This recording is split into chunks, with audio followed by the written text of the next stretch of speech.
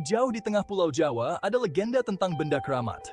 Namanya Sabuk Inten Naga Sosro, ikat pinggang milik Sang Raja Naga. Terbuat dari sisik ular mistis, sabuk ini memiliki kekuatan luar biasa. Konon sabuk ini adalah hadiah dari para dewa. Raja Naga, Naga Sosro memerintah kerajaan mistis dengan bijaksana. Hatinya tergerak oleh penderitaan Raja Mataram pertama. Sang raja yang putus asa melihat rakyatnya menderita memohon bantuan Raja Naga.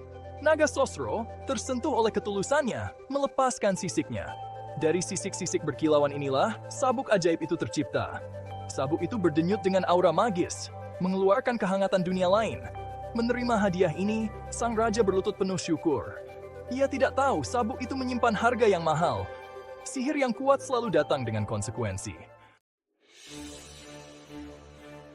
Generasi berganti generasi, sabuk Inten Naga Sosro menjadi simbol Mataram.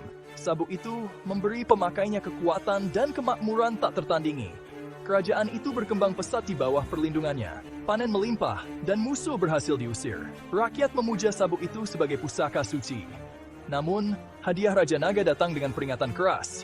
Kekuasaan, ia memperingatkan, dapat merusak hati yang paling murni sekalipun.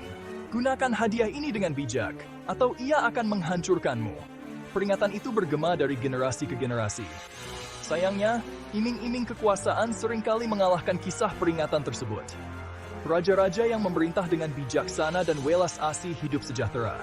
Namun, mereka yang termakan keserakahan dan nafsu akan kekuasaan menemui akhir yang tragis. Sabuk itu memperkuat keinginan mereka, menuntun mereka ke jalan kehancuran. Legenda sabuk itu menjadi kisah tentang dua sisi. Harapan terjalin dengan pengingat mengerikan tentang bujukan kekuasaan yang menggoda. Bayang Kencana, seorang penasihat kerajaan yang terpercaya termakan ambisi. Ia mendambakan kekuatan sabuk Inten Naga Sosro. Dibutakan oleh keserakahan, ia menyusun rencana jahat. Hatinya semakin dingin dari hari ke hari. Pada suatu malam yang gelap, Bayang Kencana mengkhianati kerajaan. Ia mencuri sabuk keramat itu. Pencurian itu membuat Mataram kacau balau. Tanaman layu dan kegelapan menyebar seperti wabah. Sang raja patah hati dan putus asa mengeluarkan dekret. Ia bersumpah untuk mengambil kembali sabuk itu dan memulihkan kedamaian di tanah airnya. Ketakutan mencengkeram hati rakyat. Pencurian sabuk itu bukan hanya pelanggaran, itu mengancam keberadaan mereka. Kerajaan yang dulunya makmur, kini berada di ambang kehancuran. Suasana tegang menyelimuti. Semua orang bertanya-tanya, siapa yang akan menjawab panggilan raja? Di sebuah desa terpencil yang terletak di tengah sawah hijau zamrud, hiduplah Jakalingga. Ia adalah seorang pemuda pemberani yang dikenal karena keberanian dan hatinya yang murni. Kesetiaannya kepada Mataram tak tergoyahkan. Ia merasakan hubungan yang dalam dengan tanah air dan rakyatnya. Mendengar penderitaan kerajaan, Jakalingga tahu ia tidak bisa tinggal diam. Ia merasakan tarikan yang tak dapat dijelaskan ke arah artefak yang dicuri itu. Seolah-olah sabuk itu sendiri memanggilnya. Ia bersumpah untuk mengambil kembali sabuk Inten Naga Sosro. Ia bertekad untuk memulihkan keseimbangan di tanah air tercintanya. Dengan restu para sesepuh desa, Jakalingga memulai petualangan berbahayanya. Ia membawa harapan dan doa rakyatnya. Perjalanannya akan penuh dengan bahaya. Namun, tekadnya tetap tergoyahkan. Ia akan menghadapi tantangan apapun untuk menyelamatkan kerajaannya. Perjalanan seorang pahlawan telah dimulai. Perjalanan Jakalingga membawanya melewati hutan lebat dan sungai deras. Ia menghadapi binatang buas dan melintasi gunung berbahaya. Setiap tantangan menguji kekuatan dan tekadnya. Namun, semangatnya tetap tak tergoyahkan. Ia mencari bimbingan dari para pertapa, bijaksana, dan roh-roh kuat. Ia belajar memanfaatkan kekuatan batinnya. Ia mengasah kemampuannya sebagai seorang pendekar. Melalui cobaan ini, Jakalingga menemukan pemahaman yang lebih dalam tentang kekuatan sabuk Inten Naga Sosro. Ia menyadari bahwa sabuk itu bukan sekadar senjata. Itu adalah penghubung ke energi spiritual tanah air itu sendiri. Perjalanannya bukan hanya tentang mengambil kembali sabuk itu. Ini tentang membuktikan dirinya layak untuk menggunakan kekuatannya. Nasib Mataram berada di pundaknya. Setelah berminggu-minggu melakukan perjalanan yang melelahkan, Jakalingga mencapai puncak naga. Gunung berapi yang menakutkan ini adalah tempat persembunyian Bayang Kencana. Di dalam, pengkhianat itu menikmati kekuatan koruptif sabuk itu. ia telah berubah menjadi bayangan dari dirinya yang dulu. Konfrontasi mereka tidak terelakkan. Jakalingga yang dipenuhi amarah menantang Bayang Kencana. Mereka bertempur di tengah sungai lahar dan langit yang dipenuhi abu. Bumi bergetar di bawah kaki mereka. Bayang Kencana yang didorong oleh energi gelap sabuk itu melancarkan serangan-serangan kuat. Jakalingga, meskipun berhati murni, mendapati dirinya kesulitan melawan kekuatan sabuk yang luar biasa itu. Ia menyadari bahwa mengalahkan Bayang Kencana saja tidak cukup. Ia perlu memutus siklus keserakahan dan kehancuran. Sebuah pilihan sulit terbentang di hadapannya. Saat pertempuran berkecamuk, Jakalingga menyadari sebuah kenyataan pahit. Sabuk Inten Naga Sosro, simbol harapan, telah menjadi sumber penderitaan. Keberadaannya hanya memicu keserakahan dan konflik. Ia tahu kedamaian sejati tidak akan kembali selama sabuk itu masih ada. Dengan berat hati, Jakalingga membuat keputusan sulit.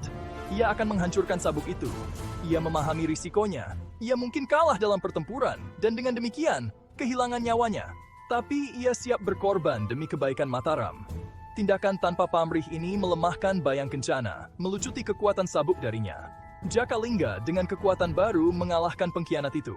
Ia menyaksikan Bayang Kencana yang diliputi penyesalan dan amukan gunung berapi, menghilang ke dalam kedalaman api. Dengan hancurnya sabuk Inten Naga Sosro, kutukan di Mataram pun lenyap. Tanah itu mulai pulih. Tanaman kembali tumbuh subur, dan rakyat bersukacita. Jakalingga kembali sebagai pahlawan, tetapi kemenangannya terasa pahit. Ia berduka atas hilangnya artefak yang begitu kuat. Namun, ia tahu pengorbanannya diperlukan.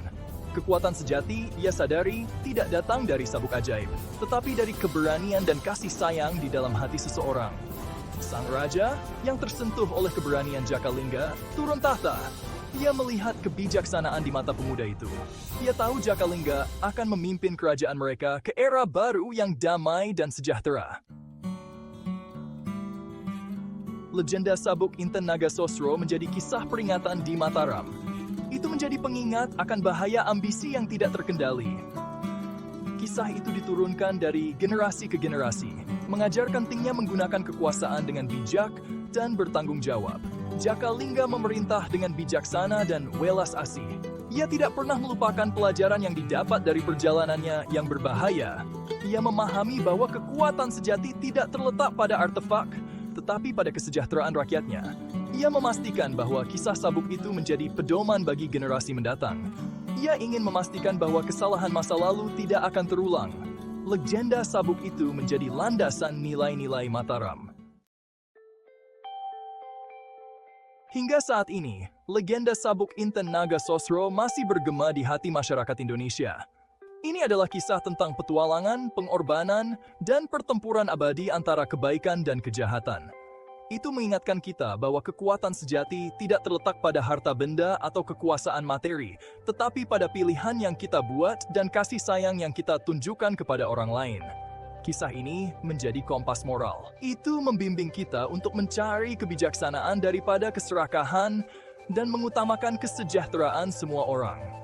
Itu mengingatkan kita bahwa ukuran sebenarnya dari seorang pahlawan tidak terletak pada kekuatan mereka, tetapi pada pengorbanan yang rela mereka lakukan untuk kebaikan yang lebih besar. Legenda Jakalingga dan sabuk Inten Naga Sosro terus menginspirasi harapan, mengingatkan kita bahwa bahkan di saat-saat tergelap, keberanian dan kasih sayang dapat menang atas keserakahan dan keputusasaan. Cerita ini mengingatkan kita bahwa warisan yang kita tinggalkan dibentuk oleh pilihan yang kita buat hari ini.